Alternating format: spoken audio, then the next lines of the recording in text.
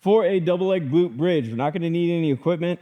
At most, you could probably use a dumbbell to make the movement a little bit harder. You're going to place it on your waist, but just for the standard practice of learning the movement, we're just going to use no weight for now, okay? So we want our feet approximately even with our hips, okay? We don't want them out super wide.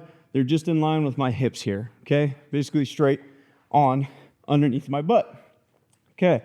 We want our knees bent to just past a 90-degree angle. We could go 90, a little bit inside. We don't want to go super long with this one just quite yet, okay? So we're tucked in, nice. And hands just down by the side or up on the chest. We don't necessarily want to push with the hands on this movement. All of the power should come from the glutes, all right? And the goal of this movement is we are trying to get our hips to go above. If I were to draw a line from my shoulders to my knees, we're trying to get the hips to go above that. We don't want to stop short and still be bent here, okay? Hips nice and high, okay?